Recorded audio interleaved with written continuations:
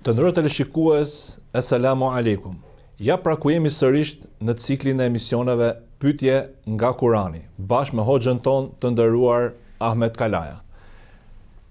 Në puntatën e kaluar, ne folëm rreth se si pyetjet nxisin transformimet në shoqëri, qoftë pra në shkencat konvencionale, qoftë pra dhe në ato islame, dhe hoxha i nderuar u thellua pak më tepër se si trajton Kurani dhe hadithi këto ndryshime. Pastaj përbëm dhe një përmbledhje rreth specifikave të Kuranit. Ndërsa sot do të hym pak më teknikisht në dispozitat, në etikën dhe në komplet pra funksionalitetin e pyetjeve. Atëherë hoxh i nderuar, pa humbur kohë, le të dalim në pyetjen e parë. Si mund t'i përdorin pyetjet xhamatet që të jenë më konstruktive? Pra formulimi i gjetje atyre. Atëherë, ne do të thonë jemi tek dhe le të themi i mshojmë faktin që pyetja është një institucion i rëndësishëm që nuk duhet neglizhuar, dhe është një zgjidhje për njerëz të cilët nuk kanë le të themi hapësira dhe mundësitë për të thelluar në shkencat e Islamit, dhe se Islami si një fe e natyrshmërisë ka lënë të hapur këtë kapitull që njerëzit gjejnë zgjidhjet e tyre për problemet e tyre jetësore.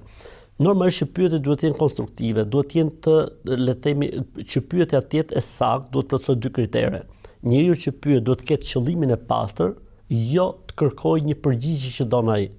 Dhe ne hoxhallarët ose ata të cilët japin fetva apo ata të cilët transportojnë fetva apo transmetojnë fetva, sepse nuk është kusht që hoxha që jep përgjigje të jetë në shkallën një mushtehidi, mund të jetë një hoxh i zakonshëm i cili për këtë pyetje ka gjetur një fetva apo ka lexuar se çfarë kanë thënë dietarët, pra nuk është kusht ai vetë të jetë prodhuesi i informacionit, mund të marrë një informacion të gatshëm, ta përshtasin për pyetjen që është bërë. Pra personi që pyet duhet të jetë, le të themi, me qëllimin e mirë, duhet të jetë i çiltër në atë që pyet.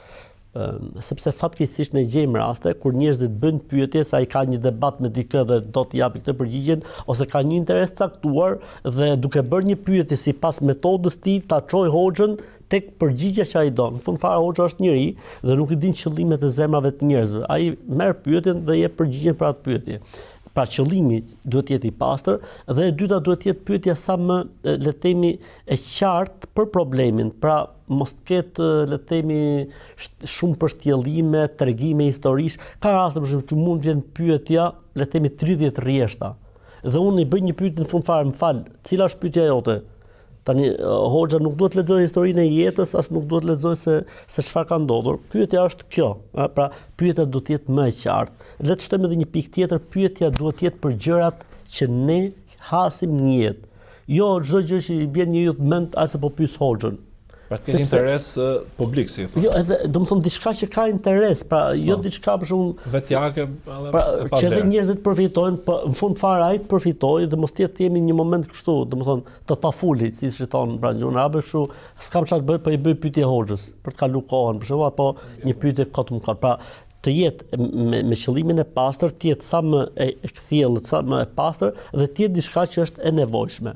Për këtë arsye, për shembull, kemi në rastin e pejgamberit alayhis salam një moment që pejgamberi sa i ndaloi medinasit pyesin. Pse? Çfarë ndodhi? Duke pas pejgamberin alayhis salam aty, le të themi mbaruan pyetjet e nevojshme, mësimet i merrshin rregullisht edhe filluan të bëjnë pyetje për gjëra që s'ekzistojnë apo për gjëra të cilat ishin kalim kohës, më thënë. Dhe pejgamberi sa tha s'ka më pyetje, i ndaloi për një kohë të caktuar. Çfarë thon shokët e pejgamberit alayhis salam? Thon gëzoheshin kur viten e një nga larg, që nuk e dinte se neve na është ndaluar një gjë e tillë, bënte ai pyetje pejgamberit alayhis salam dhe ne dëgjoshim përgjigjen. Pra, domethënë mos teprohet, ose siç tha pejgamberi alayhis salam, ajo që ka shkatruar popujt më përpara ka qenë pyetjet e tepërta, si më thënë në shqip pyetjet e panevojshme. Për këtë arsye Zoti na ka dhënë një shembull në Kur'an, shembulli i lopës. Këtu kemi një shembull tipik kur pyetja është e panevojshme. Zoti i urdhëron të therrë një lopë. Po çfarë lopë është ajo? Po një lopë mesatare. Po ajo lopa çfarë moshe duhet të ketë? Po duhet të jetë, po ajo lopa çfarë ngjyre duhet të ketë? Po si duhet të jetë ajo lopa derisa shkuan në atë situatë që me ato pyetje të tyre arritën tek një lloj lope që nuk ekzistonte në atë krahin apo në atë popull, vetëm si një lopë vetme në një shtëpi jetimësh. E kur e blen pastaj e blen me qimet e kokës. pra e blen me flori, sepse ata thonë ne nuk e shesim lopën me këtë lopë, po jetojmë. Po sa doni, thanë lëkurën e lopës na e mushni me flori, që tu japim lopën. E gjithë kjo sepse e tepruan në pyetje. Pra le të themi pyetja është një thik me dy presa, Po. që varet se si e përdor. Varet se si e përdor. Shumë interesante kjo pjesa e bartjes fjalëve, ose në disa raste, ndoshta besoj keni dhënë raste ku duhet fusin edhe midis hoxhallarëve atë fitilin e ndasive. Dhe pyetja që vjen natyrshëm në këtë pjesë tani është nga krau hoxhallarëve. Pra si duhet t'i përgjigjeni ju një pyetje provokative? Bravo, është e bukur kjo. Dgjoj pyetjet, por unë kam një metodë timen. Sa herë keni dhe 50 pyetje për emision, nuk e di sa mund t'ju vinë për emision.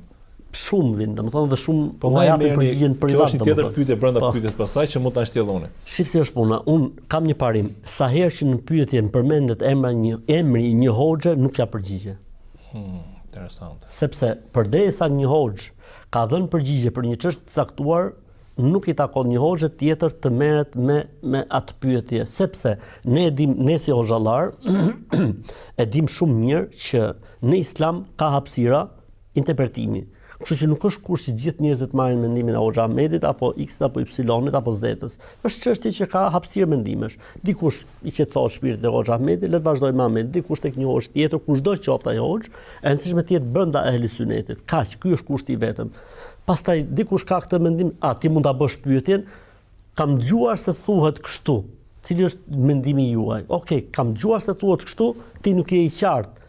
Por në momentin që ti mund ose ka njerëz që sjellin copza videoje të një hoxhe, ky hoxha thotë kështu, çfarë thotë?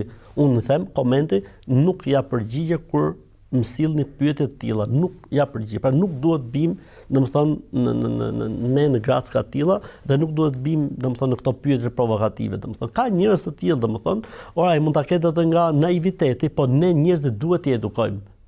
Kjo është e para, e dyta, janë disa përgjigje që mund të jenë në vetvete si provokative.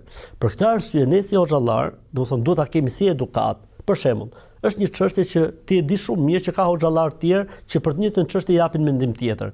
Është shumë gabim nga ana ime, për shembull, që them e vërteta e vetme absolute është kjo dhe mos ngjoni njëri tjetër se hoxha i zgjuar thotë, kjo është një çështje që ka interpretime. Po unë me thënë drejtën jam më i qetë ke ky mendim. Jam eci me këtë mendim.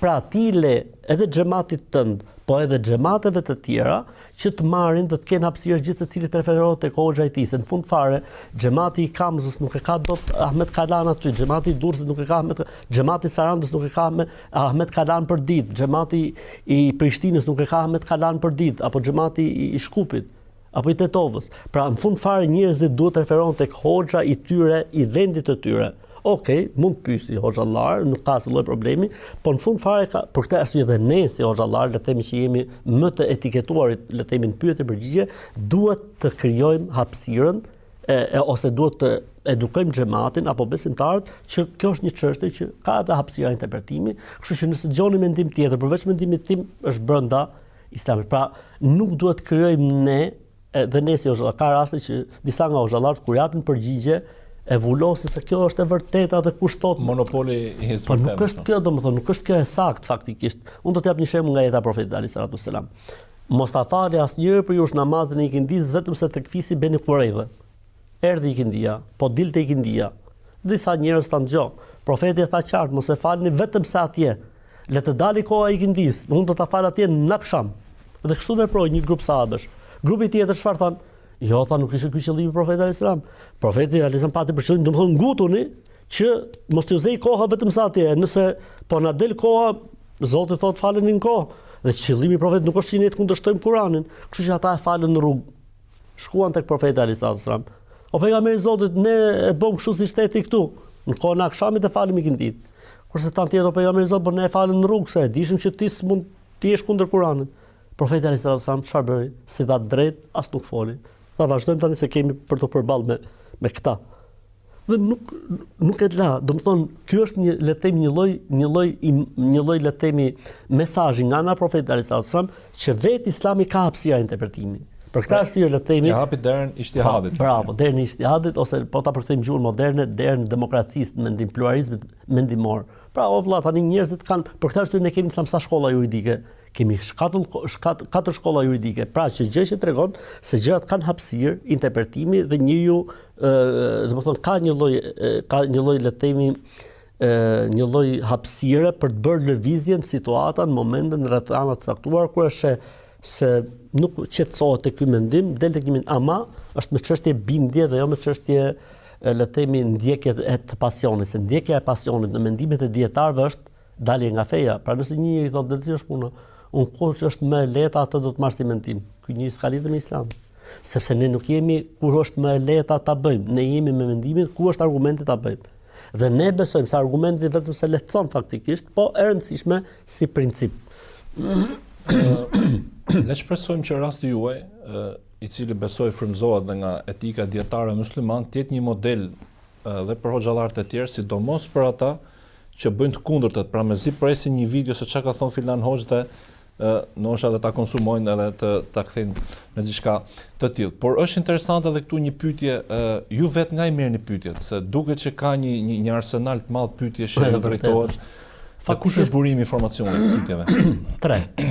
Numërimi i WhatsAppit. Numërimi i WhatsAppit është i hapur për të gjithë. Faqja ime, faqet, domethënë profilet në rrjetet sociale, Instagrami, edhe Facebooku, edhe TikToku kur kam kohë ndonjëherë të futem, domethënë. Pra janë të gjitha pyetje reale. Zakonisht nuk janë pyetje të xhamatit, sepse unë me xhamatin aty jam për ditë dhe zakonisht konsumon si të banorët Medinës. Ndonjë i ri që mund të ketë ardhur aty për herë të parë mund të ngrej dorën dhe të bëj pyetje, sepse unë kam edhe një moment tjetër pyetje përgjigje me xhamatin mbas namazit xumas. Pra fal namazin e xumas, edhe rrin xhami them kush ka pyetje le të vi. Pra konsumohet xhamati, domethënë plus që aty më kanë zakonisht kur nuk kam udhëtime ose aktivitete jam në xhami 5 vakte. Pra pyetjet zakonisht vijnë pra nga WhatsAppi, nga Instagrami ose nga Facebooku dhe rrallë herë edhe nga TikToku. Unë kam një metodë faktikisht, njerëzve ju përgjigjim. Pra ata e marrin një përgjigje dhe unë pyetje që mendoj se janë pyetje që janë problematike që duhen trajtuar, i marr dhe i sjell edhe tek emisioni i pyetje përgjigjeve. Normalisht mundohem të ruaj privatësinë, bëj disa ndryshime tek disa pyetje që janë kuptohet se nga ka ardhur pyetja apo është një problem që mund të njihet nga njerëzit e fisit. Për shembull, kam një rast që thotë, jam kaq vjeç, kam kaq fëmijë dhe unë e di shumë mirë që po ta përmend fiks vjeç edhe fëmijë do ta marrin vesh ato njerëzit dhe mund t'i bëjnë problem. Pa mundohem të jem i kujdesshëm ndonjëherë. Pra dhe etika e përgjigjes, pra futet ke kjo tema. Në fakt është tepër interesante se ju cekët pak në mënyrë tangenciale deri në ijtihadit, opinionit këshillues etj. Kush duhet t'i japi fetva? Kush është ai hoxh që duhet t'i përgjigjet pyetjeve? Pra ku kualifikohet, çfarë kriterësh ka që dikush t'i përgjigjet pyetjeve? Atëherë ne kemi dy gjëra, duhet dallojmë mes gradës së ijtihadit, që nuk është një shkallë që arrihet lehtë, domethënë ajo ka le të themi një peripeci shkallësh pune. Pra është për dietar. Është për dietar. Flasim për hoxhallarët. Kush ai hoxh që do të japë përgjigje? Ne jemi tek ajo faza e transportimit ose e transmetimit të përgjigjeve. Do të thotë leximi jon mbi islamin, mbi shkencat islame, mbi fetvat e dietarëve, sepse kemi një seksion të veçantë që quhet fetvat. Fetvat e profetit, fetvat e tabinëve, fetvat e dietarëve, edhe seksioni i fetvave është shumë i përhapur në islam, është shumë prezent në islam dhe duke lexuar në këto fetva, për shembull le të themi, është bërë një pyetje, le të themi para 7 shekujsh, prishet abdesin nëse del gjaku apo jo. Po kjo problematike prishet abdesit do të funksionojë nga gjaku, nga dalja e gjakut deri në ditë gjykimit, pra nuk është një çështje që duhet më bëj ijtihad tani. Ti thjesht i ke opinionet, i ke mendimet edhe në bazë sepse domethënë jo çdo njeri mund të bëjë këtë krahasimin, sepse patjetër duhet të ketë mbaruar një shkollë njeriu, patjetër duhet të jetë domethënë i kualifikuar. Pra nuk mund ta bëj këtë punën për zgjedhjes mes fetvave për një i cili nuk është specialist. Për këtë arsye ne thamë në emisionin e parë njerëzit janë masa, le të themi studentët, shkollarët dhe pastaj vinë grada më e lartë. Pra, nëse dikush është nga masa, thotë dikush për shembull, gjë thotë se un kam dëgjuar që hoxhallar thon kështu, po un kam marrë këtë vendim. Po ti kush je më? Ti nuk e ke, le të themi, atë kompetencën, me gjithë modestinë, kapacitetin apo nuk je kompetent që bësh dallimin mes dy fetvave, mu duk mendimi Ahmed apo X-it apo po ti nuk e ke emër zotni, ti duhet kthesh tek hoxha jot. Hoxha jot është ai që ti vetva dy të mbaroj historia jote. A hoxha, ai mund të bëj krahasimin nëse është kompetent. Pra domethënë që ka marrë një shkollë, ka marrë një lloj rekomandimi ose një lloj tezgie etj edhe mbaroi historia domethënë. Pra duhet të jetë kompetent, të arsimuar dhe absolutisht. Po jo vetëm kaq, po duhet të ketë edhe përvojë në terren. Për shembull shoh tek vetja ime. Domethënë le të themi njohja e terrenit, të jetuarit në terren, më ka bërë që në momente të caktuara, në situata të caktuara fetvaja ime të ndryshoj. Nuk po them se kanë ndryshuar, le të themi, fetvat të gjitha, po ka një përqindje që kanë ndryshuar. Pse? Njohja e terrenit, njohja e ambientit, të jetuarit me njerëzit dhe me hallet është ndryshe një Ahmed i sapo kthyer nga shkolla, dhe është ndryshe një Ahmed i cili u bë 23 vjet që është kthyer nga shkolla. Normalisht edhe leximi ka ndryshuar, edhe i thon 23 vjet lexim më shumë, hulumtim më shumë, studim më shumë, po edhe të jetuar në terren me njerëzit më shumë. Për këtë arsye kam qenë në një moment, isha në Medinë tek një nga profesor në shkencat e tefsirit Kuranit dhe një nga profesorët e mi njëkohësisht. Edhe ishim me një grup, domethënë ai po jepte mësim nxënësve të masterit dhe doktoraturës, edhe me që unë shkova, më ul aty. Dhe u hap një temë për punën e kalendarit dhe kohëve të namazit. E di çfarë tha profesori për Zotin. Tha, di si është kjo punë, tha, na ka ardhur një hoxha nga Shqipëria, le të pyesim këtë, tha se ky është i Evropës dhe ky din më mirë këto muhabete. Për Zotin, pavarësisht unë disha shumë mirë që profesori mund ta jepte përgjigjen, se në fund fare unë tek ai kisha mësuar. Po ai dha dhe një mesazh që njerëzit duhet të referohen tek vendet e tyre ose tek të ngjashmit me vendet e tyre.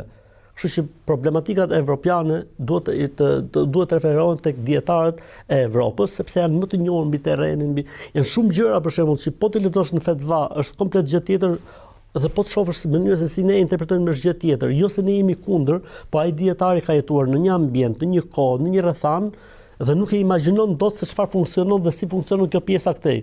Dhe unë jam shumë i sigurt se atij dietari po t'i sqarohej çështja, siç është në të vërtetë, rrethanat, kushtet, çfarë ndodh nëse etj ai jo atë tolerancë që ka bërë, por ndoshta do të bëj edhe më tolerancë se sa unë për situatën fjalë. Ne pak më parë shtjellum pjesën e pyetje mirë, le të themi pyetje keqe. Por për të ardhur ke tema se çfarë pyetjesh nuk duhet bëhen dhe cilat janë ato pyetje që ndukjen e themi që nuk duhet bëhen, por që duhen bërë. Por sërmu siç është rasti i pjesës së cikleve mujore tek fermat, pra që është përmendur edhe në Kur'an. Pra, kush është etaloni i madhës? Kush e ndan? Ka një parim shumë interesant që thotë pyetje të keqe nuk ka. Nuk ka pyetje të keqe sepse fjala sual në gjuhën arabe ka dy interpretime shumë interesante. Le të flasim në kuptimin etimologjik të fjalës. Nën kupton, le të themi, nevojën, pra ora ai është në hall, ai që pyet është në hall, ai ka një siklet, edhe ai do një përgjigje. Ty mund duket shumë demode, ty mund duket shumë e çuditshme, ora ai ka hall. Ai tani u ka thyr pasyra vlla. Ati ju ka thyr pasyra dhe ai ka ngjyrë gjithë lagjen dhe gjithë fisin që po thyet pasyra 7 vjet. Ti thu tani po ç'është kjo pyetje valla, prap u thyr pasyra, or zot një tjetri ka hall.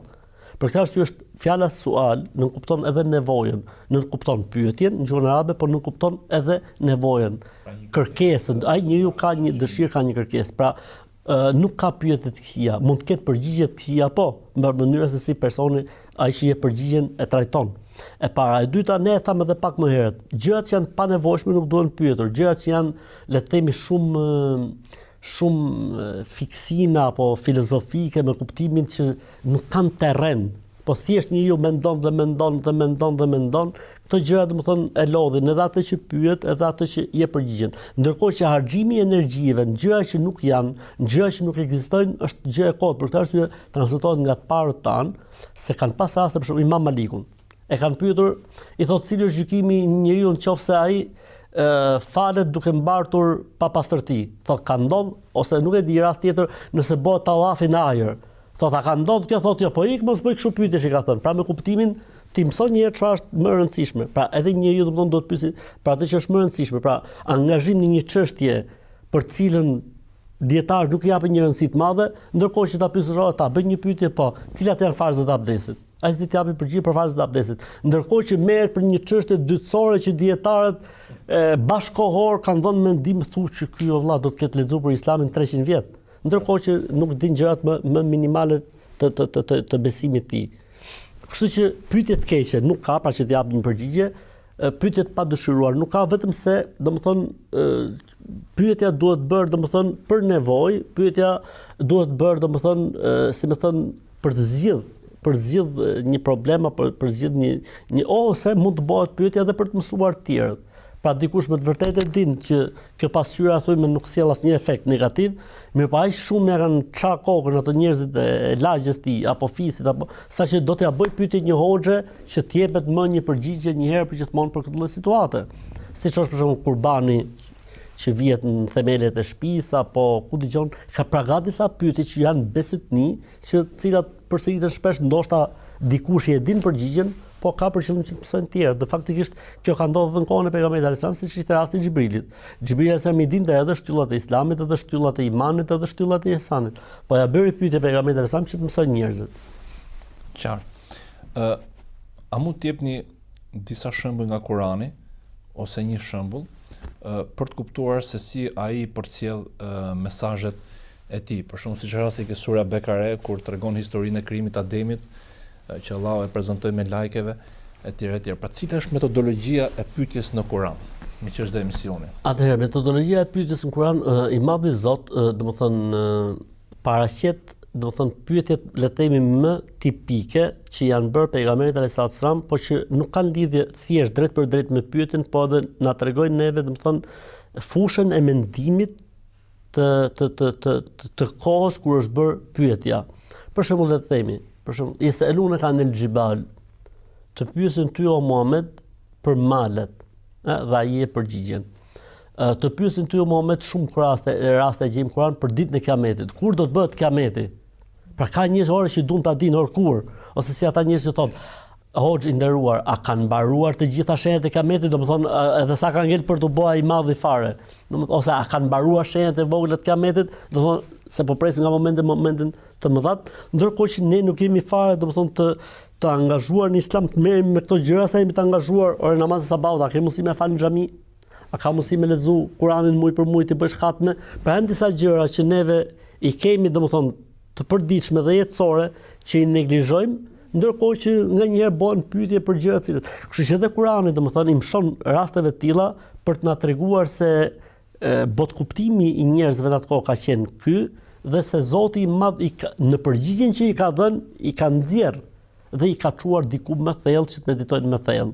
Pra e ka marrë i është dhënë përgjigja, po e ka tejkaluar në një fazë tjetër, në një moment tjetër që njeriu të zhvillohet pak mostri duke i parë gjërat nga jashtë. Pyesin ty o Muhammed për malet. Po mali aty është domethënë. Sa gjatë është shënia Nuhut. Ti bën llogari. Krijuesi i këtij mali do të ringjallë ty edhe një herë, çfarë do i thosh? Krijuesi të malit. Pra mos u habit me mal, mos bëj pyetje kot mali. Për këtë arsye tha, yeselunaka anil xhibal, përgjigja kur yansifu rabbina, or do t'i sheshoj Zotit gjitha. Ti çfarë ke përgatitur si do të dalësh përpara Zotit? Lëre malin. Lëre malin, se mali ka përcjell si puna jote me qindra, mijëra, me miliona njerëz. Po Zoti i malit, çfarë do të thosh Zotit të malit kur të takosh në botën tjetër? Pra gjejmë domethënë shumë për këtë arsye domethënë dhe misionit jon do të jetë pikërisht në këto pyetje, sepse më të vërtet kemi momente në këto pyetje që jepet përgjigja, po kemi edhe një mesazh tjetër. Për shembull rasti i pyetjes për demonstracionet. Ka një lidhje shumë interesante me ajetin që ka përpara dhe ajetin që ka pas.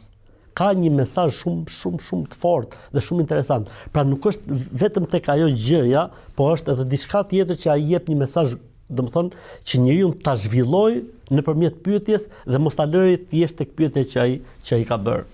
Në fakt është shumë interesante se dikush thot me këta mendimtarët, moderniteti është periudha e bombardimit të trurit me informacione. Dhe njerëzit aq shumë janë futur këtë detajet sa siç thaj duke prefur kosën harruan kosisin barin. Dhe kjo është pikërisht pra ajeti kuranor me një urtësi kuptohet hyjnore, i thot njeriu që ktheu ke burimi dhe mos harro misionin për cilin ti ka. Por ka dhe një pyetje mendoj shumë esenciale që shtrohet vetvetiu. Po vetes, a do t'i bëj pyetje njeriu? Pra meditimet e këto, pra çfarë thot Kurani për këtë pjesë? Absolutisht, domethënë çdo gjë, çdo ndryshim, çdo evolim, çdo përmirësim fillon pikërisht duke i bërë pyetje njeriu vetes. Dhe shumë për njerëzve, edhe unë që po flas përpara teje, shkaku im i udhëzimit në Islam ose le të themi perfeksionimit besimit, se ne musliman kemi qenë, po nuk dishim asgjë nga feja dhe besimi ose jemi rrit më të frymën ateiste, ka qenë pikërisht kjo, pyetje vetes, pse? Or çfarë kuptimi ka jeta? Or për çfarë jetoj? Nëse gjithë cikli njerëzor është i njëjtë tek gjithë njerëzit dhe ka lodhje dhe raskapitje pafund. Në fund fare një ditë do të vdes, po edhe fëmijët e mi, po edhe prindërit e mi, po çdo gjë nuk merrte kuptimi jeta, derisa, domethënë, arritëm të kuptojmë se ne jemi këtu përkohësisht, kemi një mision dhe se faktikisht e vërteta është ajo që neve na pret dhe do të takojmë Zotin dhe do të jemi në botën tjetër. Pra, pyetja është shumë e rëndësishme. Pra, e zhvillon njeriu, jo vetëm shoqërinë, po edhe njeriu. Dhe njeriu më i mirë themun është ai i cili i bën pyetje vazhdimisht vetes. Dhe në momentin që njeriu harron të bëjë pyetje vetes, do të thotë se ka filluar për mendimin tim edhe Zoti i më së miri, do të thotë se njeriu ka filluar ta shohë veten sikur ka arrit një standard në besimin e tij dhe ky është një problem shumë i madh. E vërteta dhe më e mira për njeriu është të dyshojë tek vetja e tij, mos ta lavdroj veten e tij, mos të mburret me adhurimet që bën, vazhdimisht të pyesi veten e tij pse po e bëj, si po e bëj, pse po e bëj dhe si po e bëj. Dhe kjo do ta mbajë njeriu gjithmonë në një shkallë shumë të lartë të besimit dhe të fortë. Dhe në momentin që njeriu duhet sikur ka arrit gjithçka, sikur s'ka më nevojë për asgjë, atëherë ky është problemi. Aty fillon, domethënë, dhe rënia e njeriu. Ama në momentin që njeriu vazhdimisht është kërkues ndaj vetvetes, pyet vazhdimisht veten e tij për sinqeritetin e tij, si tha, takova 30 nga shokët e profetit alayhis salam, gjithsecili dyshonte për veten e tij se mos është munafik. Omer radiallahu anhu, kush ishte Omeri valla? Omer tha, nëse ti futesh në një rrugë, djalli i mallkuar ndron rrugë. Ky është Omeri.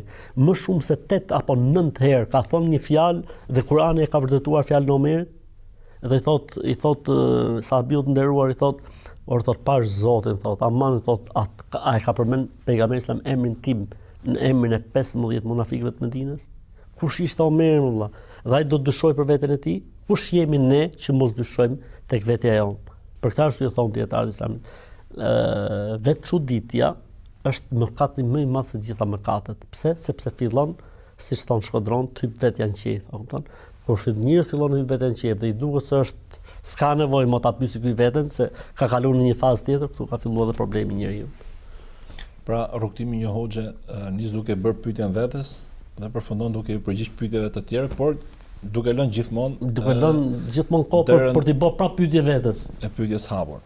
Në fakt, marr spunto nga një thënie Imam Shafiut që thot në 22, ju e dini më mirë, por e kam lexuar kështu, Kalimthi, në 22 vite që ka marr dije, thot 2 vitet e para kanë qenë etika marrjes dhe etika dhënies dijes. Thot do doja që gjithë kjo 22 vjeçare ishte etik. Kush është etika e të bërit pyetje dhe etika të përgjigjes pyetjeve pra dhe nga ana e hoxhallarëve? Po, domethënë kemi këtë, domethënë nga Imam Shafiu, po edhe nga të tjerë, dikush thoshte 4 vjet.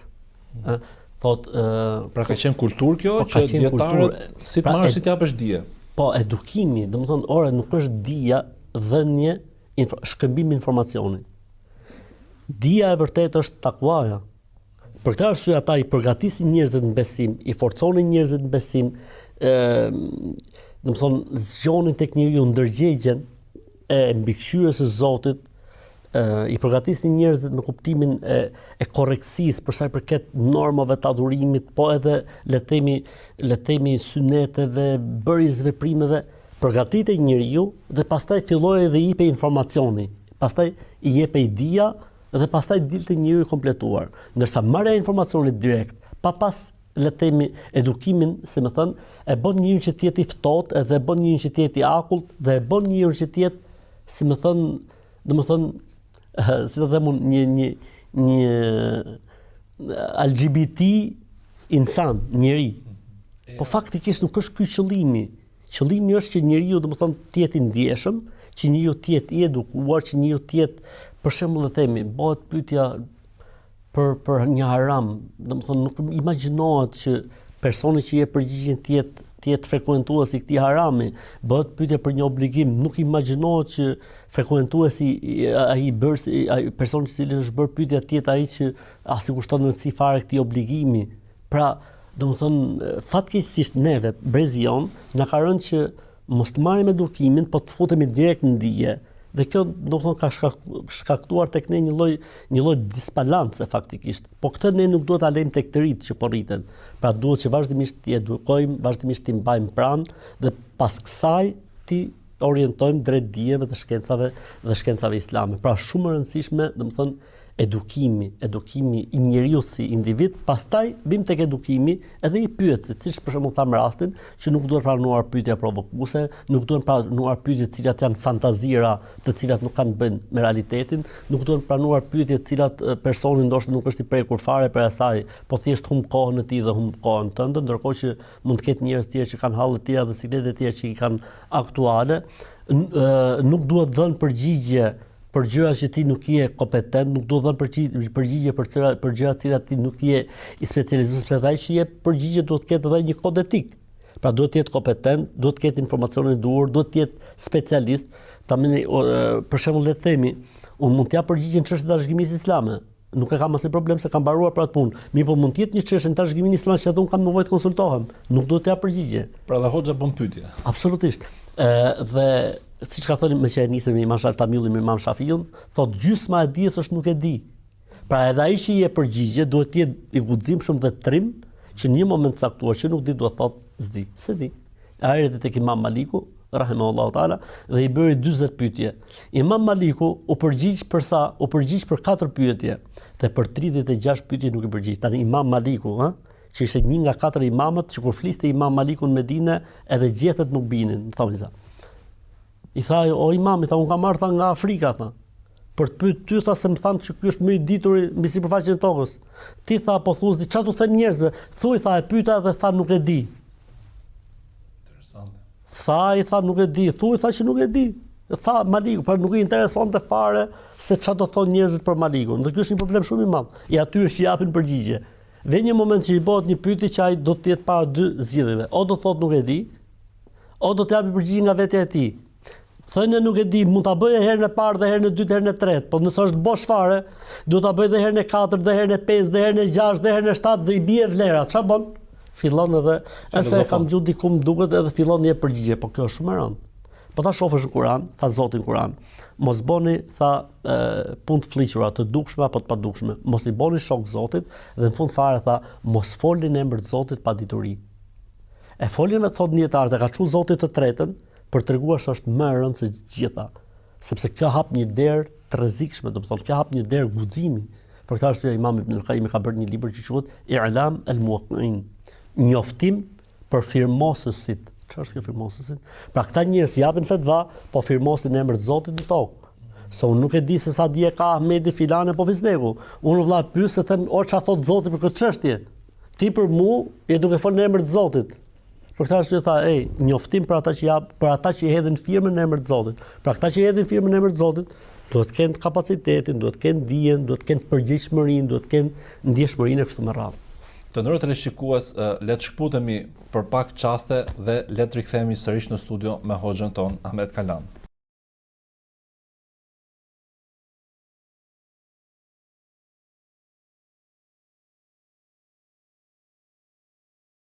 Ja pra ku u rikthyem sërish në emisionin ton me hoxhën e nderuar Hoxh Ahmedin. Hoxh, ju pak më parë folët për faktin se të jesh hoxh është përgjegjësi pra dhe jo privilegj. Në momentin që njeriu e merr si privilegj pra dhe flet pa përgjegjësi dhe për gjëra që nuk i din, ai shkon dhe firmos në emër të Zotit diçka pra që Zoti s'e ka thënë. Por nga ana tjetër ne shohim se si edhe njerëzit më parë për të marrë dijen udhtoshin me ditë, ndoshta edhe me muaj, siç ishte rasti Imam Buhariu që udhtonte pra me ditë, me javë, me muaj për të marrë një hadith.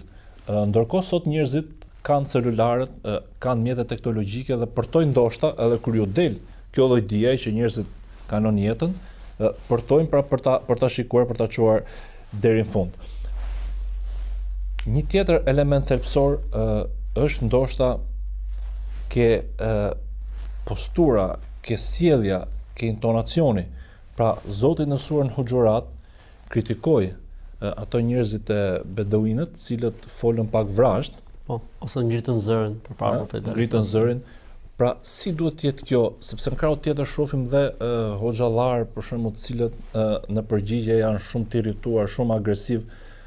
Si duhet të jetë kumtimi i përgjigjes dhe si duhet të jetë bërja e pyetjes, pra etika në sjellje. Po, atëherë domethënë kjo është e gjerë faktikisht pak, por domethënë njeriu që pyet, domethënë duhet të jetë shumë i kujdesshëm për të parë, le të themi, kohën dhe momentin e duhur dhe të përshtatshëm. Sepse në fund fare, ai që jep përgjigje hoxha është njëri që ka familje, ka punë, ka hallë dhe siklete. Për këtë arsye edhe nuk mund të përgjigjet në çdo kohë. Një. E para dhe e dyta, duhet përgatitesh që hoxha mund thotë dhe nuk e di. Për shembull, ka njerëz që thotë të kam bërë pyetje, thotë po s'më e përgjigjur. Ai nuk e di më shumë se vin 800 mesatarisht 800 pyetje në ditë. Dhe i Zotit di se kur të vjen koha më të përgjigj ose ndoshta ecin pyetjet, për shembull ka raste që unë Facebookun nuk e menaxhoj dot, aq shumë pyetje vin për shembull. Ose kam një rast për shembull shumë interesant, i thash se di. E di çfarë ishte përgjigja? Po mirë, tha pse del kështu në TikTok tha dhe Instagram tha sikur i di të gjitha. Kjo është për sa i përket domethënë pyetësit, që pyetësi domethënë duhet pyetet për atë që i intereson, po edhe duhet të ketë durim se mund të bonohet përgjigja, hoxha mund të jetë i angazhuar me diçka, po hoxha edhe mund të harrojë, po hoxha edhe mund mos ta di. Kemi rastin e hoxhës. Unë mendoj që hoxha duhet marrë në konsiderat shumë gjendjen e personit i cili ka bërë pyetje, duhet të jetë shumë i kujdesshëm, mos ta prekë atë në shpirt, mos ta injorojë, mos ta përbuzi. Dhe përdorimi le të themi ndonjëherë i shakave, i batutave, unë mendoj që nuk prek, sepse ka një gjë. Është ndryshe kur të kesh bësh me personin drejt për drejt dhe ti jep një përgjigje, dhe është ndryshe kur ti merr një pyetje e cila është abstrakte, nuk ka një person. Se dikush tha, për shembull, të është bërë një pyetje, po pse ti bëre batuta, po pse bëre shaka? Personi mund të ofendohet. Ky personi nuk e din që unë këtij jam përgjigjur në privat. Pra ja kam dhënë një herë përgjigjen, ndërkohë që kjo është trajtesë për të mësuar njerëzit ose për ta trajtuar këtë problem tek njerëzit. Pastaj nuk është problem, mendoj unë, do të thonë përdorimi i shakas. Pse? Unë mendoj që përdorimi i shakas përkundraz jep një çelje, sepse shumë njerëz më kanë thënë, "Ore, kemi menduar se feja është vetëm kështu.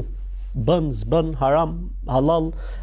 Në momentin që kanë parë shaka, kanë parë gallata, kanë parë batuta, ore prit aspektin social të fesë. Një ditë ndalon një grua në rrugë, thotë, ishte kështu e pambuluar, kështu thotë. Ore thjesht ta duhet falenderoj, disa gjëra këta kemi mësuar prej teje. Pra me kuptimin jo se duhet ta them për amen, po me kuptimin që njerëzit kanë nevojë edhe për një gjuhë më të thjeshtë, kanë nevojë për shembull pejgamberi alayhis salam ka pas raste që kur i bëshin pyetje bënte shaka. Ç'është rasti i plakës, tha. Ajo plaka erdhi për ta pyetur pejgamberin alayhis salam, tha, "O pejgamberi i Zotit, tha, unë tha do të futem në xhenet, tha jo." Filloi plaka të qante. Tani ç'a shaka ajo është kjo vëlla? Kjo është e një niveli shumë të lartë. Po. A çau për përgjigjes. I tha pejgamberi se mos qaj, tha. Tha si mos qaj, tha, ti theta nuk je për banorëve të xhenetit. Jo, tha, unë të thash jo plak. Ti do të futesh në xhenet, po do të jesh gocë e re. Pra, ose një rast i tha njëri pejgamberit sa mo pejgamberi i Zotit tha, "Ore si shumë bën shakati dhe je pejgamber." Pra, si shumë bën shaka dhe je pejgamber. Pra, natyra e pejgamberit sa nuk ka qenë fadhën ghalidhul qalb, nuk ka qenë pejgamberi i zymt, i ashpër. Erdhi profeti, gjithë qetësi, e ky që rinte kështu. Ku të kapte në një, ja, ishte shaka. Kur vinte dikush thoshte, "Ej, kush është Muhamedi në mesin tuaj?" sallallahu alaihi wasallam. Nuk dallon dot kush ishte profeti. Tha o pejgamberi i Zotit, "Po si shumë bën shakati." Ishte habit, domethënë është disa ju kishin bërë përshtypje. Tha, "Po, është e vërtetë që unë bëj shaka, por them të vërtetën." Pra shakaja ime ka në vetvete ka edhe të vërtetën. Mund të ketë ironi, mund të ketë batut, mund të ketë diçka, mo nuk del nga e vërteta. Për këtë arsye, domethënë, për shembull, le të themi, janë disa gjëra të cilat janë besytni, po shumë përhapura. Domethënë, momenti që do të thoshë haram, nuk do të bënte përshtypje ndoshta dhe dikush nuk do ta dëgjonte. Kur i futi batuti për shembull larg budallëve, njerëzit fiksojnë edhe përgjigjen, po edhe mbeti si kështu ose stresi zero, mos e vrit mendje se është llaf kod. Pra, domethënë gjëra që e bëjnë domethënë Islamin më të përthithshëm, më të absorbueshëm nga, le të themi, njerëzit, nga shtresat. Unë për shembull kam raste që më shkruajnë edhe njerëzit e feve të tjera. Për shembull dikush thotë, "Hoxh, unë nuk jam në fenë islam, po dua të di çfarë gjykimi ka kjo çështje." Ai po pyet për një çështje, një hoxh, sepse ka parë që është shumë situatë normale, domethënë ka hapësira, domethënë ky mund të na japi një përgjigje. Për Zotin, ka shumë raste që unë jap konsulenca njerëzve me besim ndryshe. Unë e jap konsulencën sipas interpretimit islam, mirë po ai ose ajo ka gjetë qetësi tek hoxha, domethënë nuk ka parë atë hoxhën e vrarës që domethënë flet në gjuhë, le të themi të pakujdesshme, nuk do të them të pa edukat, sepse fatkeqësisht ka dhe raste kur disa për shembull në një moment i irritimi, ai shkreti e ka me qëllimin e mirë për të dhënë mesazh goditës, mirë po nuk funksionon kështu. Pra njeriu do të jetë shumë i kujdesshëm se mund të preki shumë njerëz me atë fjalë që thotë, mund të preki një stres të mirë të shoqërisë, të cilët fundit nuk kanë ardhur nga një botë shumë fetare, po shoqërë Zotit janë udhëzuar, shoqërë Zotit janë duke falur namaz e kështu me radhë, kështu që nuk mund të jepet një gjykim, domethënë një gjykim klasik fetar, domethënë me kuptimin pa qenë në brendësi të terrenit dhe të muhabetit, që thash unë më herët, domethënë kur jeton me njerëzit, me hallet e njerëzit, je shumë i kujdesshëm. Sepse unë e di shumë mirë që mund të ketë besimtar polic, mund të ketë besimtar gjykatës, mund të ketë besimtare e cila nuk është e mbuluar akoma, po është shumë e rregullt me namazin dhe me leximin e Kuranit. Këto gjëra funksionojnë në botën tonë, pavarësisht se ndoshta në një botë tjetër nuk funksionojnë dhe nuk imagjinohen, po tek ne funksionojnë dhe madje funksionojnë shumë mirë. Kështu që, domethënë, duhet të jemi shumë të kujdesshëm, domethënë, duhet të jemi shumë edhe domethënë mos prekim njerëzit normalisht, po unë për t'i dalë kësaj pjesës, se duhet t'i mshoj kësaj pjese, nuk preket askush nga përgjigjet e mia, sepse unë përgjigjet e vërteta i kam dhënë. Pra nuk është se unë nuk ka një person konkret, nuk jap përgjigje dhe e orientojnë direkt tek pyetje përgjigjet, por ja jap një herë një përgjigje, kurse këtu trajtimi është, si më thon, për trajtuar smundjen ose problematikën që mund të ekzistojë, kjo lloj problematike edhe tek njerëzit e tjerë. Ndoshta është dhe kjo arsye që Zoti profetët i ka çuar nga popujt e vet, se mentaliteti, zhargoni, gjitha me radhë, pra merr konsiderat. Në fakt, një problem tjetër që haset tek çështja e pyetjeve është shkalla e kërkesës së pyetësit. Pra disa i duan të shtjellume me argumente, disa tjerë thotë nuk kam kohë të gjejmë, thuj po ose jo. Cila është e mesmja art? Pra, e mesmja art është që hoxha nuk obligohet fetarisht që t'japi argumentin, ose dietari, nuk obligohet fetarisht që t'japi argumentin. Pra, ai e din përgjigjen dhe i thotë bën, nuk bën, lejohet, nuk lejohet. Po më e mirë është që të zgjerohet pak, t'japi pa e tepruar, pa e lodhur pyetësin, sepse nganjëherë, domethënë, detajimin e argumenta ose detajimin e mendimet, atë tjetër në lodh dhe nuk ka kohë ta dëgjoj. Jepi mendimin që ti mendon edhe, domethënë, pra le të jemi tek e mesmja. As po jo, sepse kalon si LGBT-ja, po edhe me ushtjellu shumë në argumenta, mos i lodh njerëzit. Se jo të gjithë kanë mundësinë dhe hapësirën për të dëgjuar, domethënë ai ka hall, ka siklet, nuk ka kohë të marrë mendime, çfarë është thënë për talakun 3 herë, ku dëgjon etj. Thotë çfarë mendon, jam ndan nga gruaja apo nuk jam ndan nga gruaja, domethënë cilë gjykimi i Islamit mos më lodh në thonjza. Pra varet nga situata dhe rrethana. Unë mendoj që mirë do ishte të përmendet pa e tepruar. Nëse është një çështje që ka, domethënë siç e thash edhe më herët, që ti e di shumë mirë që ka dhe hoxhallar të tjerë që flasin një mendim tjetër, lëre hapësirën për mendimin tjetër. Atëherë hoxhë i nderuar, mendoj se i shtjelluam pak a shumë pika të kyçe, sepse tema pyetjes nga natyra e saj lind pyetje të tjera brenda një pyetje. Dhe inshallah për të lënë radhës ciklit të radhës, pra që do merrem me një pyetje konkrete nga Kurani dhe që besoj do ketë impakt të gjithanshëm në jetët e njerëzve, siç e tham dhe në puntatën e parë, pra do t'i paraprishim zhvillimet që do të vinë nosha edhe në të ardhmen. Nuk më mbetet vetëm se t'ju falenderoj që ishit sot këtu me ne dhe gjithashtu të falenderoj teleshikuesit pra për vëmendjen që na kushtuan. Asalamu alaykum wa rahmatullah.